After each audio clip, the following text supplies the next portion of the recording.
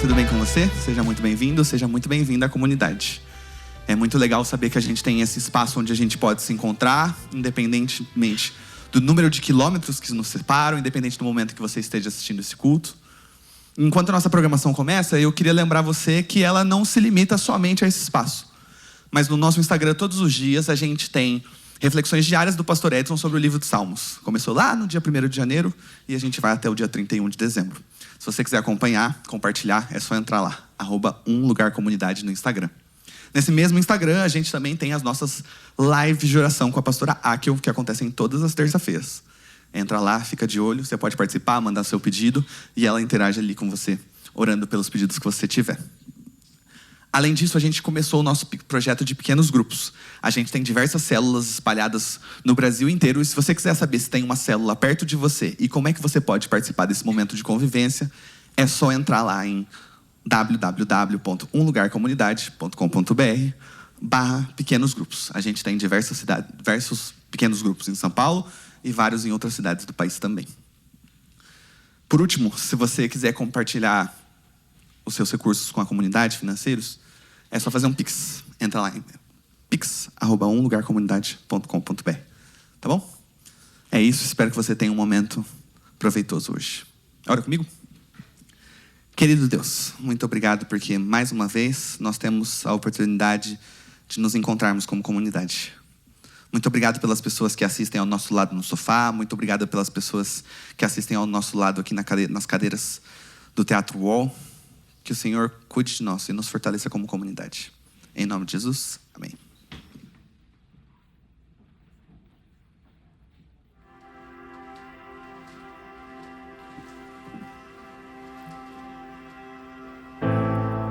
Mais um dia, mais um sábado, o Senhor nos trouxe aqui para nós adorarmos ao nome dEle e para nós não fazermos desse lugar um lugar definitivo, para nós termos a consciência de que isso aqui é uma passagem, que nós ainda estamos sendo conduzidos para algo maior, melhor para minha e para a sua vida, porque Deus sabe o que é melhor para todos nós. Vamos todos louvar o nome do Senhor juntos? Eu convido você a erguer a sua voz e a louvar o nome dEle e diga para Ele: Deus, eu quero andar contigo, ó Deus, ouvir a tua doce voz soprando o caminho. E Ele diz: contigo, Deus, eu quero ser inteiro teu, viver em plena comunhão, amar meus inimigos e ser achado em Cristo, Deus. Eu quero andar contigo, ó Deus, ouvir a tua doce voz soprando o caminho, dizendo eu sou contigo, Deus. Eu quero ser inteiro teu, viver em plena comunhão, amar meus inimigos e ser achado em Cristo, Deus.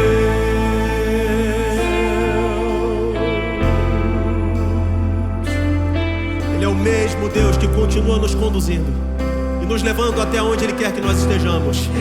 Eu sei de um lugar melhor, bem melhor, que está por vir. E a tua voz, soprou do deserto até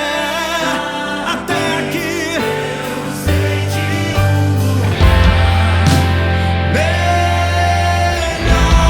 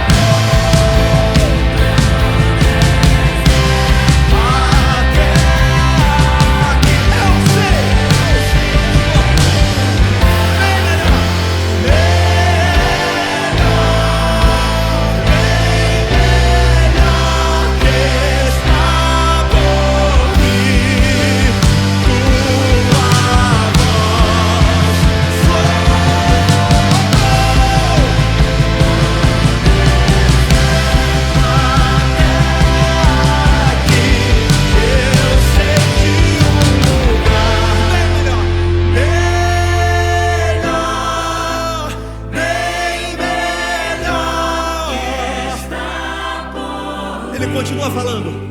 Tua voz soprou do deserto até aqui. É a mesma voz. É a voz que diz assim: eu sou o Senhor teu Deus, eu estou contigo, não importa o que aconteça. Eu sou o seu refúgio e fortaleza, socorro bem presente na angústia. Portanto, você não precisa temer, ainda que a terra se abale e os montes, eles saiam e vão para os leitos dos mares. Eu continuarei contigo, porque eu sou o seu refúgio e fortaleza. Vamos louvar o nome dele. Não tenho tom, não tenho palavras, não tenho acorde que me socorra agora. Ele é o nosso refúgio. Só tenho você. Havia um silêncio que mostrou os meus vícios. Me agarro contigo, vem, me socorra agora.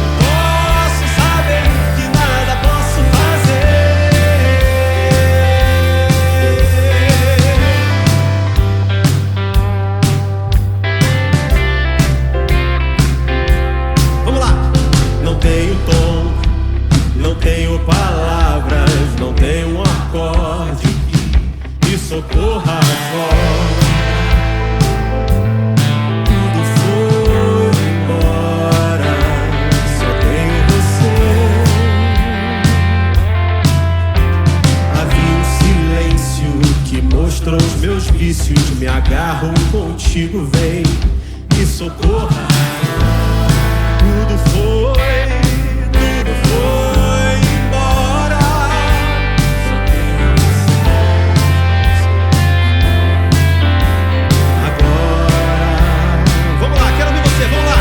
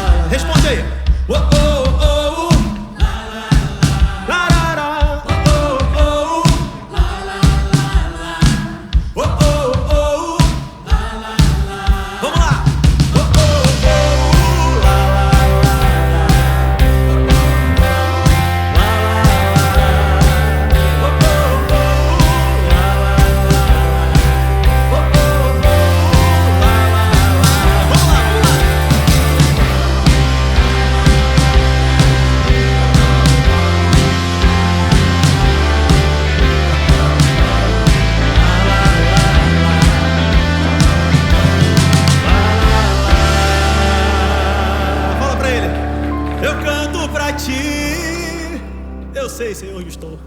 Sei onde estou. Olhando pra mim, posso saber que nada sou. Eu grito pra ti, oh Deus, vem me socorrer.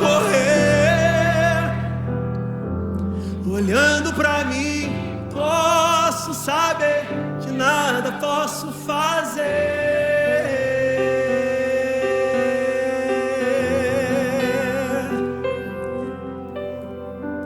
Nós não podemos nada se nós não estivermos debaixo dele. Quer vivamos, quer morramos, não importa por onde andamos, o que temos, a vida que levamos, só existimos nele. Não existe vida fora dele. E é debaixo dessa consciência que nós temos que abrir a nossa boca e com os nossos lábios dizermos que ele é o Rei dos Reis, que ele é o Senhor sobre a nossa vida, sobre essa comunidade. Essa comunidade existe para atrair pessoas que queiram abrir a boca e com os seus lábios glorificarem o nome daquele que é soberano sobre as nossas vidas. Ele é o nosso Rei dos Reis. És meu Deus e meu Senhor, não há outro além de ti. Guarda-me, eu sempre confio em ti. És meu ouro, minha herança, meu tesouro de valor. Cobre-me com o teu escudo, minha alma se alegra em ti. A cada manhã eu contemplo tua glória, Rei dos Reis, Criador do universo, soberano em majestade e poder. Neste altar venho hoje te adorar. Nada poderá calar minha voz.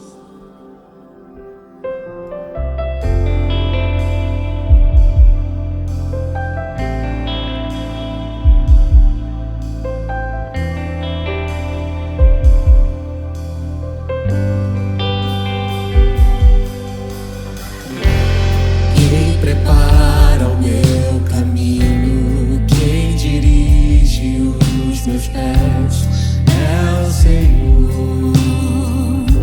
Aquele que ouve tudo, vê quão precioso é seu amor, quão perfeito é o seu agir. Ele vai suprir minhas faltas. Quero em sua casa estar, Senhor, e Beber das correntes das tuas delícias. Rei dos Reis, Criador do universo, soberano em majestade e poder. Neste altar venho hoje te adorar. Nada poderá calar minha voz. Rei dos Reis, Criador do universo, soberano em majestade e poder. Neste altar venho hoje te adorar. nada poderá calar minha voz. O meu louvor, o meu clamor, a minha voz, meu coração. O meu louvor, Meu louvor, o meu clamor, a minha voz, a minha voz, meu coração. O meu louvor, o meu clamor, a minha voz, meu coração. O meu louvor,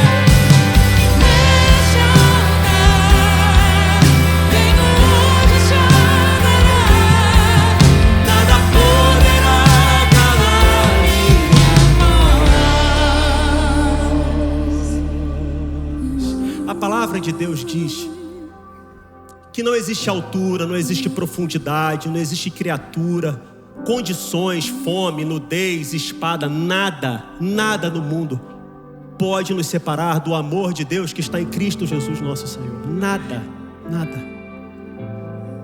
E é esse Deus soberano que não permite que nada o separe dele. É esse Deus que reina e que faz justiça sobre a nossa vida. Além do universo, além do pensamento, Ele que reina. Ele reina, Ele reina.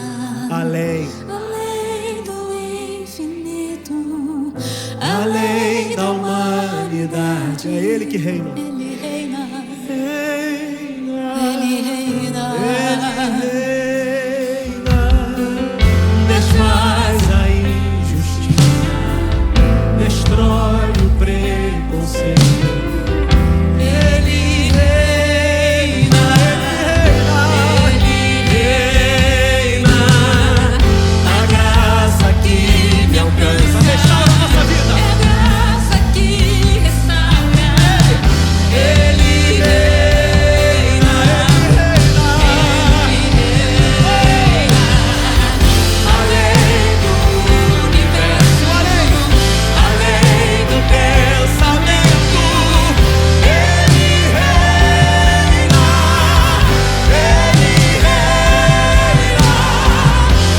Além do infinito, além da humanidade, Ele reina,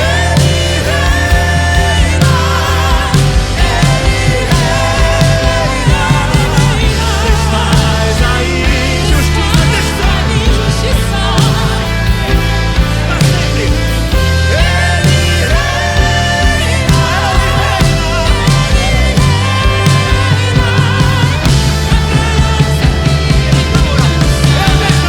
é a graça que restaura. Ele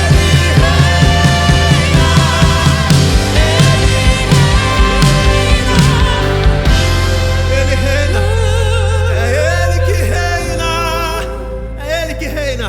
Ele reina, Ele reina, Ele reina. A graça que me alcança é a graça que restaura. Ele reina, Ele reina. A graça que me alcança é a mesma. É a graça que restaura. Ele reina, Ele reina.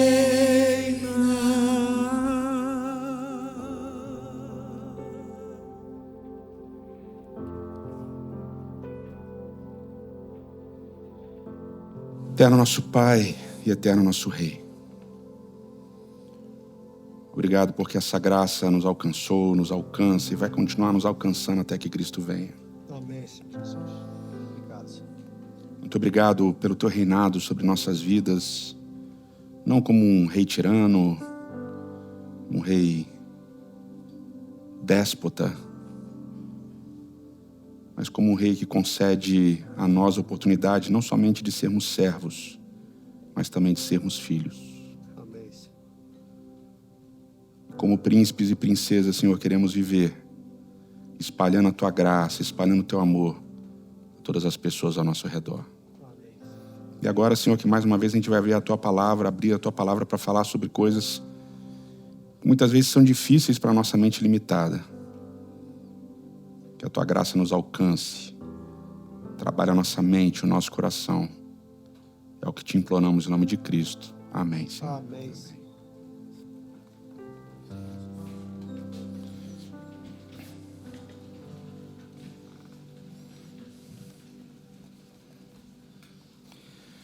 Bom dia, bom sábado para vocês. Prazer receber vocês aqui no Teatro Hall, aqui no Shopping Pátio de Higienópolis.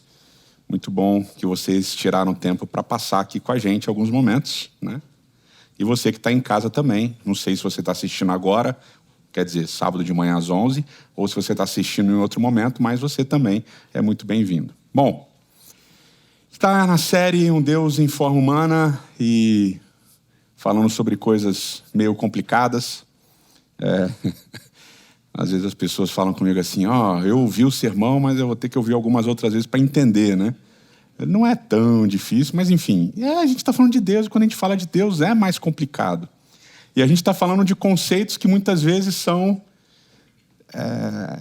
num sermão de 30 minutos, 20 e poucos, na verdade, é um pouquinho difícil de ir muito a fundo, né? Então a gente passa ali por cima alguns contextos e, obviamente, que eu estou tentando simplificar ao máximo discussões que são extremamente desafiadoras, né? Semana passada a gente falou sobre o corpo de Deus e hoje a gente vai falar sobre uma coisa que também é difícil da gente entender e que também tem a ver com o corpo de Deus, né? Quando a gente começa o texto bíblico, a gente vai lendo ali os relatos da criação, né? O primeiro relato, o segundo relato. O segundo relato ele é um pouquinho mais trabalhado do aspecto do que é a humanidade do que no primeiro. E aí existe toda uma tensão que não existe no primeiro relato. O primeiro relato ele não tem uma trama, ou seja, ele não tem um problema a ser resolvido. Ele é um relatório daquilo que Deus fez. Mas o segundo relato ele começa descrevendo um problema, dizendo que a terra era seca, que não tinha vida na terra porque não tinha chovido ainda e porque o homem não tinha sido criado. Então ele começa apresentando um problema, e isso a gente chama de trama. Trama é aquela coisa que precisa ser resolvida. Então ele começa apresentando uma trama que vai precisar ser resolvida. E aí Deus resolve dizendo que brota o orvalho e ele cria o homem. E quando ele cria o homem, tem uma linguagem específica muito bonita que é usada para descrever essa criação do ser humano. Aqui no caso o ser humano especificamente Adão. E tem toda essa questão de como os nomes são trabalhados, né? O nome Adão, em hebraico Adam, ele é tanto um substantivo comum como um nome próprio. Então, como é que isso vai ser trabalhado no texto é sempre uma dificuldade. E aí, Deus cria o ser humano e vocês lembram que tem uma especificidade. Deus cria esse ser humano do pó da terra e ele sopra dentro desse ser humano o fôlego de vida. E o texto diz que esse ser humano se torna Nefesh Hayah, né? Que ele se torna alma vivente. Então, a ideia bíblica a partir desse verso, e que vai se espalhar por vários outros textos, é de uma indivisibilidade do ser humano. Tá? Não tem tanto essa realidade de a minha vida profissional, a minha vida espiritual, o meu coração, a minha mente, o meu espírito. Não tem essa compartimentalização de quem nós somos. A gente é um todo indivisível. Então, a nossa mente está associada ao nosso corpo. Se o corpo sofre, a mente sofre. As nossas emoções estão associadas ao nosso corpo. Se as nossas emoções não estão bem, nosso corpo também sofre. Então, tudo que está relacionado ao que a gente está interligado, né? E óbvio que vocês percebem que isso é uma coisa que a gente fala atualmente na área de saúde, né? As coisas estão extremamente interligadas, né? Então, se você passou por um trauma emocional, esse trauma emocional vai gerar reflexos físicos, você vai sofrer fisicamente. Às vezes, a pessoa tem uma constipação, né? Ela tem uma dificuldade tremenda de ir no banheiro, ela acha que tem um problema no intestino, e não é o problema no intestino. Às vezes, o problema é emocional. A pessoa viveu um trauma, não resolveu aquele trauma e aquilo refletiu em algum lugar, né? E alguns vão longe a afirmar, inclusive, que algumas incidências cancerígenas têm a ver com problemas emocionais e mentais, etc. e tal. E, obviamente, não é a minha área, então não vou entrar muito nisso, mas, enfim. Hoje a ciência ela fala muito dessa ideia de que a gente é um todo indivisível. Então, se, entre aspas, uma parte da gente sofre, o todo sofre, né? E se o ser humano é assim, e a Bíblia vai retratar Deus como um ser muitas vezes encarnado, ou seja, muitas vezes corpóreo, com pernas, com braços, com mão andando, comendo e tal. Então, obviamente, que o texto vai falar também de Deus tendo emoções e de Deus tendo consciência, de Deus pensando, de Deus sendo racional, tomando decisões, a mente de Deus, o que se passa na mente de Deus, né? porque a Bíblia vai refletir em Deus muito do que nós somos, como a gente tem visto ao longo desses sábados. Só que a gente tem um problema, porque no hebraico bíblico não existe a palavra para mente. Não tem uma palavra para mente. O conceito e a ideia estão presentes, mas não tem uma palavra para falar mente. Na verdade, o texto vai falar de coração. Então, ao longo de toda a Bíblia, a sede do entendimento, do lugar onde a gente toma as decisões é o coração. Também a sede dos sentimentos, é onde os nossos sentimentos vão acontecer.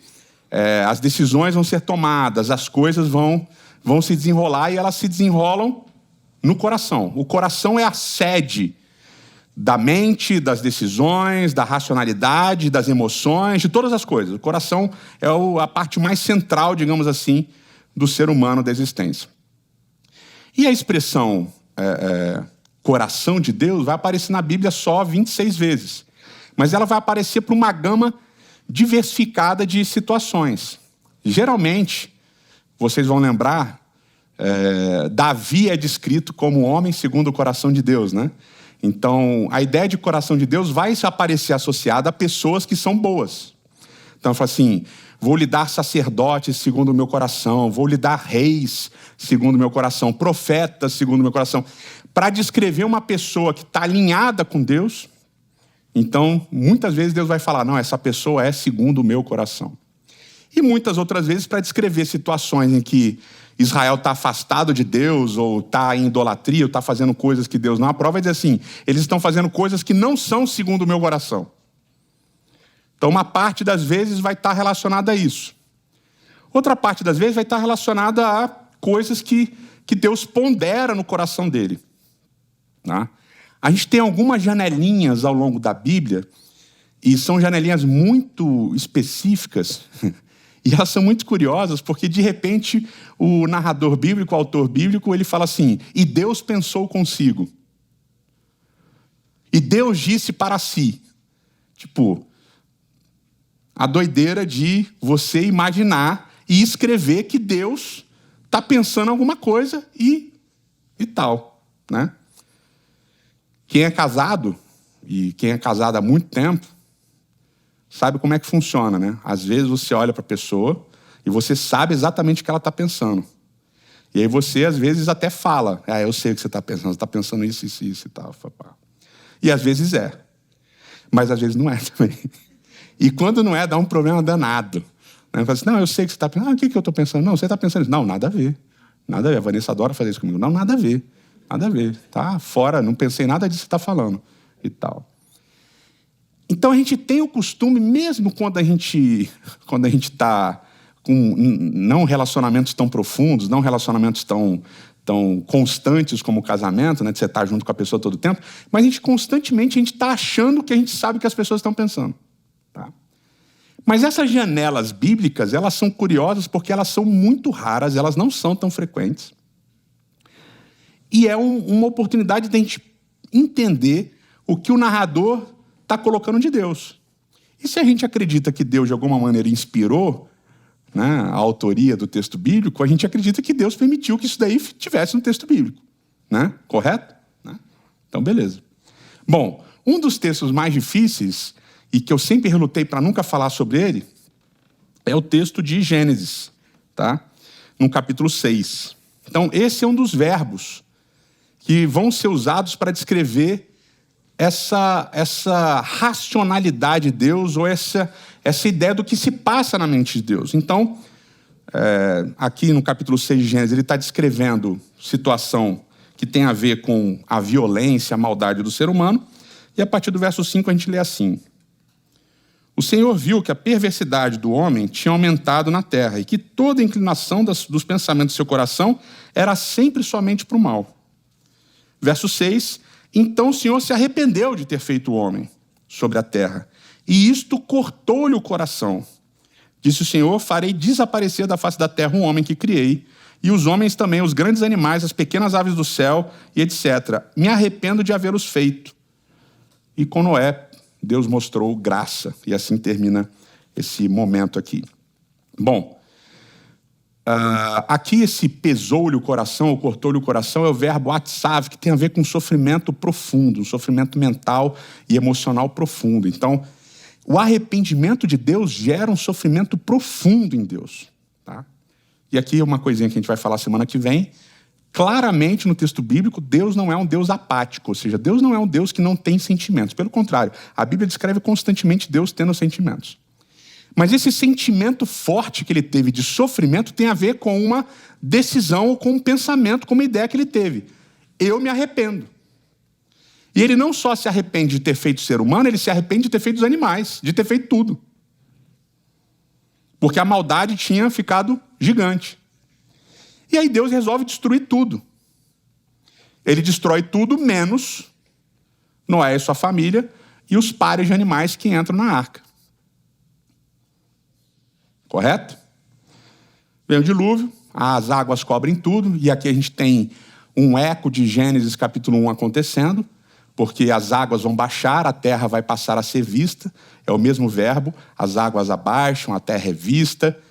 Noé e os animais saem da arca, e quando eles saem da arca, Noé oferece um sacrifício para Deus.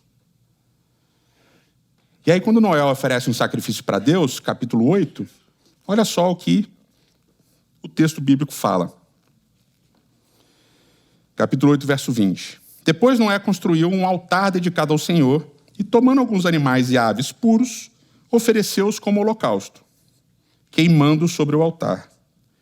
O Senhor aspirou, cheirou o aroma agradável. Ele disse para si mesmo. Então aqui é a primeira vez que aparece aqui Deus dizendo para ele mesmo. Ele disse para si mesmo: nunca mais amaldiçoarei a terra por causa do homem, pois o seu coração é inteiramente inclinado ao mal desde a infância. E nunca mais destruirei todos os seres vivos como eu fiz desta vez. Enquanto durar a terra, plantio e colheita, frio e calor, verão e inverno, dia e noite, jamais cessarão.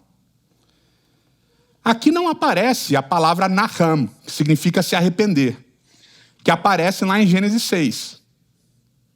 Mas aqui, se você ler e você prestar atenção, o que Deus acabou de dizer? Ele pensou consigo mesmo o quê? Não vou mais fazer o que eu acabei de fazer. Então, ele cria o ser humano. Me acompanha nesse raciocínio. É simples, mas é importante. Deus cria o ser humano, faz tudo. Diz o texto bíblico que era tudo bom. Aí entra o pecado. O homem é um trem, esqueci, quando sai do trilho, né? Desgovernado, saiu do trilho lá, tal. Deus se arrepende de ter feito o homem. Aí Deus resolve destruir tudo, ele destrói tudo. Depois de destruir tudo, ele fala assim, não vou mais fazer isso, não vou destruir tudo de novo. Então, na mesma história, a gente tem Deus, de uma certa maneira, se arrependendo duas vezes. Se arrependeu de ter feito e por isso destruiu, e depois se arrependeu de ter destruído. E falou, nunca mais eu vou destruir. Maravilha? Deus se arrependeu. Só que para a gente isso é muito... Mas como assim Deus se arrepende? Deus muda de ideia? Como é que Deus pode mudar de ideia? Porque se ele muda de ideia, o negócio vai ficar... A gente vai ficar chocado, a gente vai ficar desgovernado. E aí vem a filosofia, ajudando o texto bíblico. E a filosofia moderna, vamos dizer assim, né, a partir de René Descartes, Descartes vai falar assim, Deus é imutável, Deus não muda. Então Deus não pode se arrepender, ele não pode mudar de opinião, ele é sempre o mesmo. E aí a gente vai para o texto bíblico, Deus é o mesmo ontem, hoje e eternamente. Então se Deus é o mesmo ontem, hoje e eternamente, ele pensa a mesma coisa desde o início até o final. Então esse texto aqui está errado. Mas a gente não pode falar que está errado. E eu já conversei isso com vocês. A gente vai falar que a Bíblia está errada. Então a gente vai arranjar uma explicação. Não, isso daqui é uma figura de linguagem. Isso daqui é uma metáfora. Isso daqui é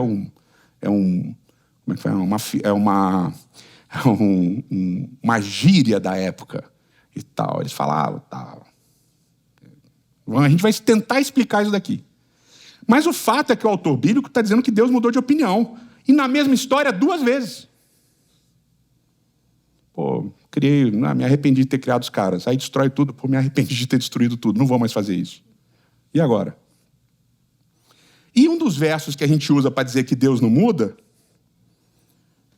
no Antigo Testamento, esse que eu acabei de citar do Novo, está lá em Samuel. 1 Samuel, capítulo 15. E eu vou ler para vocês, verso 29. Aquele que é a glória de Israel não mente, nem se arrepende. E aqui o verbo é, adivinha, naham. É o mesmo que apareceu lá em Gênesis 6. Então Deus não naham, Deus não se arrepende, pois ele não é homem para se arrepender. Deus não é homem para se arrepender. E aí vão usar esse verso aqui. Não, Gênesis 6 a gente tem que explicar de alguma maneira, porque 1 Samuel 15 está dizendo que Deus não se arrepende. Deus não muda de ideia. A mente de Deus é a mesma ontem, é a mesma hoje e é a mesma eternamente. O que ele pensou em Gênesis, antes de criar tudo, ele continua pensando até hoje. Deus não muda. Naham. Só que 1 Samuel 15 tem um contexto. O contexto é Saul sendo rejeitado por Deus como rei de Israel. Agora, olha que interessante que acontece antes desse verso que eu acabei de ler e vai acontecer depois desse verso que eu acabei de ler. 1 Samuel 15, verso 10. Então o Senhor falou a Samuel, é Deus que está falando. Olha o que o Senhor diz. Arrependo-me de ter posto Saul como rei, pois ele me abandonou e não seguiu as minhas instruções. Samuel ficou irado e ficou clamando a noite toda com o Senhor, falando, Senhor, você não pode se arrepender de ter botado Saul. Saul é o rei, não faz isso, não sei o que lá, tal. E Deus fala assim, não, acabou Saul, não quero mais Saul como rei. Antes do verso que diz que Deus não se arrepende, no mesmo capítulo, 1 Samuel 15, diz que Deus se arrependeu de ter colocado Saul como rei. E é o mesmo verbo, o verbo naham. Tem toda uma discussão, Deus manda Samuel falar com Saul, Samuel vai e fala com Saul, Saul fica muito triste, Saul pede perdão, Saul se arrepende, Saul fala, não faz isso comigo, por favor, e tal. Tem toda uma discussão, e no final desse capítulo, verso 34 e 35, diz assim, então Samuel partiu para Ramá, e Saul ficou na sua casa em Gibeá. Verso 35, nunca mais Samuel viu Saul até o dia da sua morte, embora se entristecesse por causa dele, porque o Senhor arrependeu-se de ter estabelecido Saul como rei de Israel. Então, olha o contexto. Antes do verso que diz que Deus não é homem para se arrepender, e depois do verso que diz que Deus não é homem para se arrepender, o texto bíblico de 1 Samuel diz que Deus se arrependeu. O verbo, queridos, é o mesmo, naham, nas três situações de 1 Samuel 15. E aí, obviamente, eu fui lá, deve ter alguma questão aqui para explicar, né? Um está no modo, sei lá, no modo de ação intensiva, o outro está no modo reflexivo, deve ter alguma explicação gramatical. Não tem. É o mesmo modo nifal. O mesmo verbo, no mesmo tronco verbal, no mesmo capítulo, 3 vezes. 2 vezes para dizer que Deus se arrepende e 1 vez para dizer que Deus não se arrepende. E agora? A Bíblia... Como é que a gente resolve esse problema? E aí eu repito a pergunta. Você vê em algum momento o narrador de Samuel preocupado em resolver isso? Ele está de boa. Se tivesse passado por uma correção, uma edição, alguém, né? Quando você escreve livro, alguma coisa assim, você manda para a galera revisar, os caras falam assim, nesse capítulo você está se contradizendo, e tal, olha, toma cuidado, tal, o pessoal não vai entender o que você quis dizer, vamos resolver isso daqui. A contradição é um problema. E se tem uma edição, o editor vai falar, isso daqui está dando errado. Vamos resolver isso daqui, vamos pelo menos mudar o verbo. Vocês já ouviram essa explicação de que existem 2 verbos para arrependimento.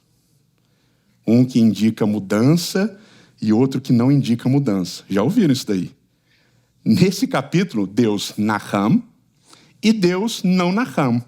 Deus se arrepende e Deus não se arrepende. E é o mesmo verbo. Como é que eu explico Deus se arrepender e Deus não se arrepender ao mesmo tempo? Aí tem uma outra parte que é muito interessante. Me acompanhe. O verbo testar, que é o verbo hebraico nissá. Esse verbo aparece a primeira vez na Bíblia num contexto específico. Gênesis capítulo 22.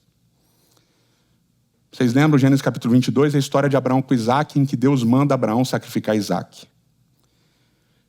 No início do capítulo diz que Deus colocou Abraão à prova, que Deus testou Abraão. Deus nissá Abraão. Deus testou Abraão. Vai, Abraão, pega teu filho e sacrifica teu filho. A pergunta que a gente faz é: por que Deus precisava testar Abraão? Deus sabia se Abraão ia sacrificar Isaac ou não sabia? Eu não vou expor vocês a constrangimento, mas pensem no seu coração. Eu tenho certeza que uma parte significativa diz: não, Deus já sabia. Porque Deus é onisciente, Ele já sabe todas as coisas. Ele já sabe o fim desde o princípio. Então, se Ele já sabe o fim desde o princípio, Ele já sabia o que Abraão ia fazer ou deixar de fazer. Mas aí Deus fica uma figura meio estranha, né? Ele já sabia que Abraão era leal. Por que Ele está testando Abraão se Ele já sabia que Abraão era leal? Por que Ele precisa testar se Ele já sabe qual é o resultado do teste? Não é verdade? Mas ainda assim Deus testa. Não, mas o teste não era para Deus, o teste era para Abraão. Para Abraão ver que ele é leal. Pô, divertido. Mata teu filho, eu estou só te testando. Eu já sei o que você pensa. Tá tranquilo. Eu já sei o resultado do que vai acontecer. E aí eu fico imaginando, né? Deus lá assim, né? Do céu, ou sei lá de que lugar. Olhando assim, vamos ver se ele vai mesmo. Olha lá, ó, amarrou o filho. Aí um anjo, alguém falou assim: vai Deus, aí intervém. Vai lá, fala para ele que era uma brincadeira, que você já sabia e tal. Não, deixa mais um pouquinho.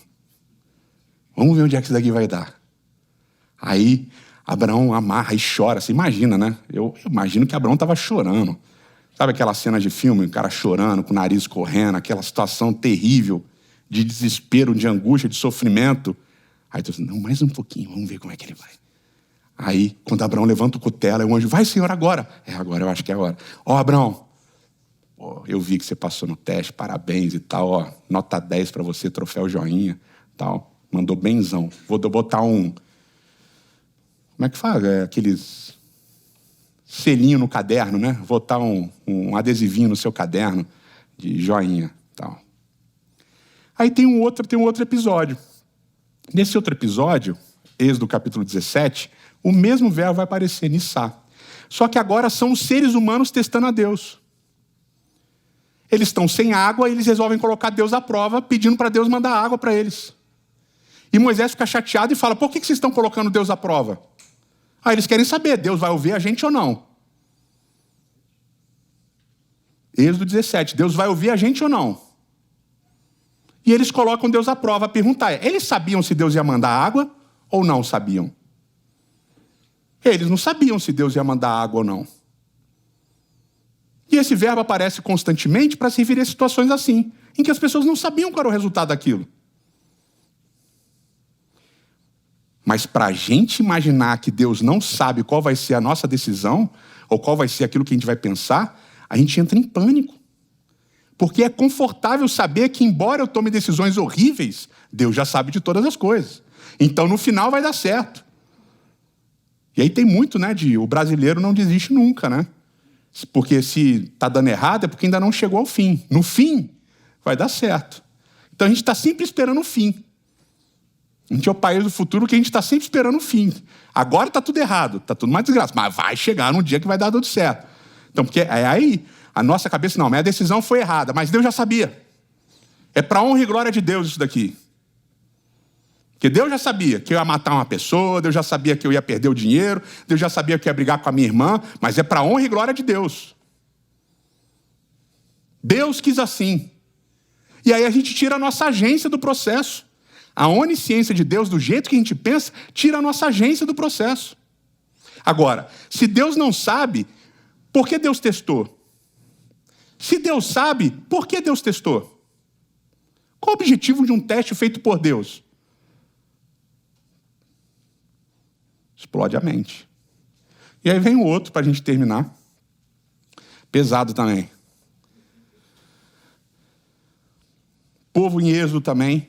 Deus está lá, ou o povo está lá, o povo está no exílio, o povo está no faraó lá. Exílio não, né? Eles estão escravos no Egito, sofrendo nas mãos do faraó, sofrendo nas mãos dos egípcios.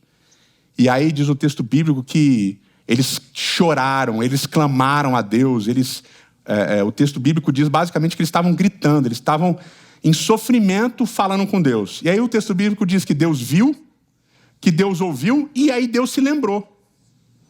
E aí Deus agiu. Falei assim, cara, Deus se lembrou. Deus pode esquecer? Então me lembrei da aliança que eu fiz com Abraão, Isaac e Jacó. Isso vai aparecer várias vezes no livro de Lamentações, por exemplo. Jeremias está lá falando assim, Senhor, se lembra da tua aliança, por favor. Lembra do pacto que você fez, não esquece da gente. Por quê? Porque Jeremias está olhando para Jerusalém completamente destruída. Para as pessoas mortas. Senhor, se lembra. E quando a gente vai ler o livro de Salmos, o tempo todo os autores estão, Senhor, lembra de mim, olha para mim, me escuta, como se Deus não estivesse vendo, não estivesse ouvindo, não estivesse lembrando.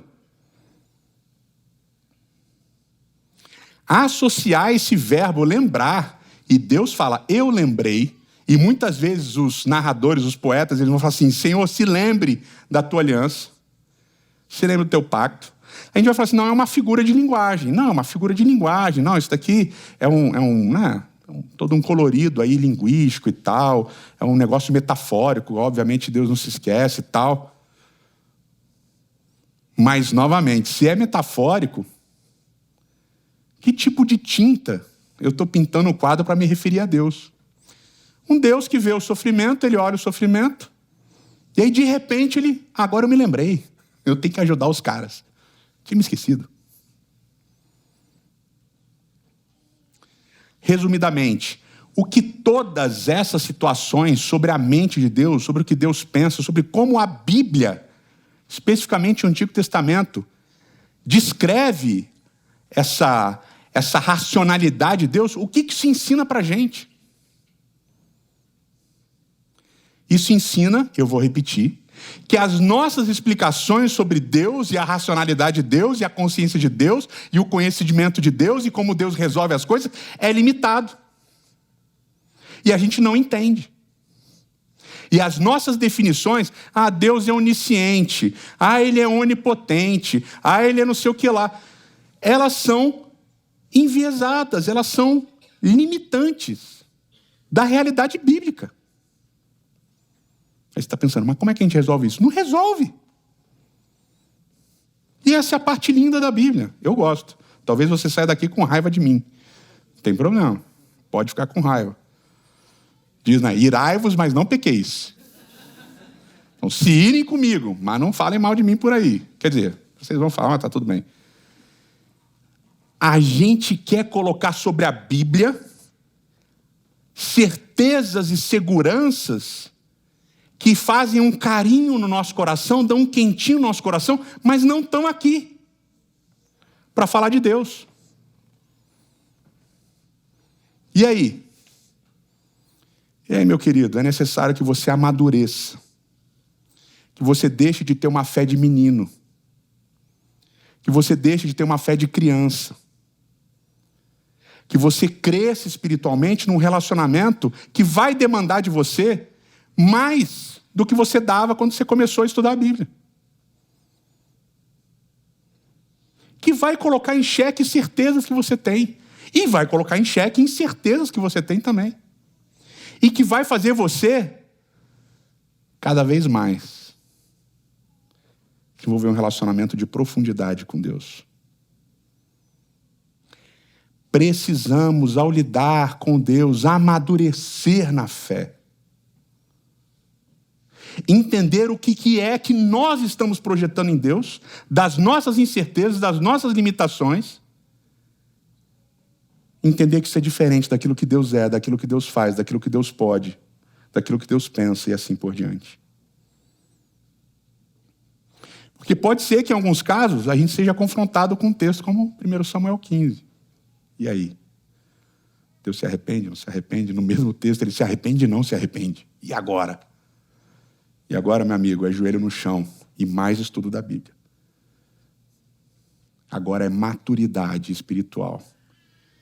É crescimento na fé e no relacionamento com Deus. Ah, mas isso vai me gerar dúvidas, isso vai me gerar incertezas. Bem-vindo ao estudo da Bíblia.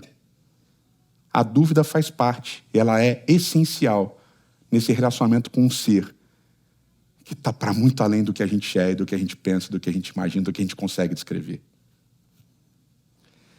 Eterno nosso Pai e eterno nosso Rei. Senhor, a tua palavra é difícil, é difícil. A gente quer conceito pronto, a gente quer explicação fácil, a gente quer soluções mágicas para te entender completamente, perfeitamente.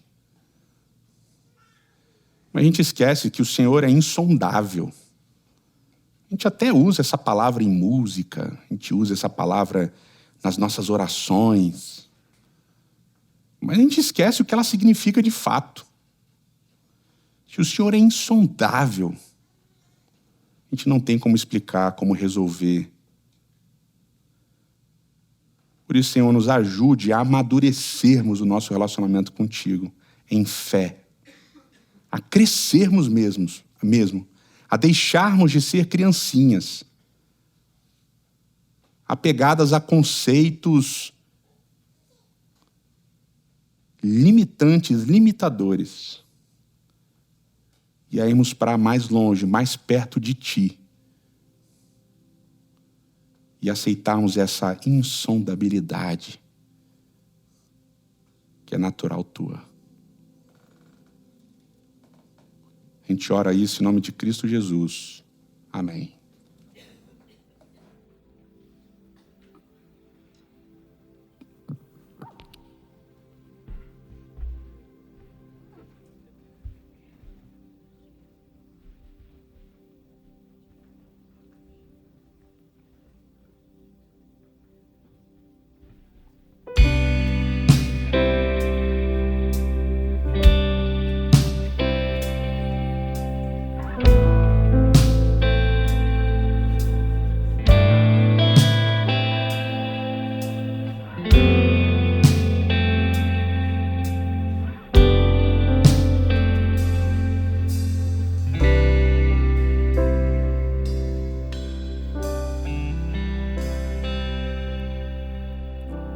Quantas vezes me perguntei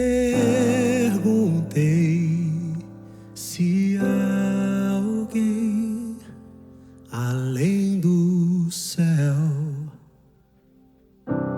Quantas vezes me questionei se esse alguém é uma projeção dos meus sonhos de infância, uma breve lembrança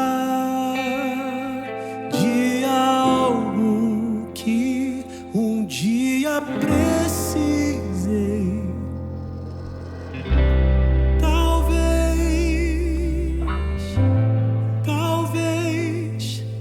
haja alguém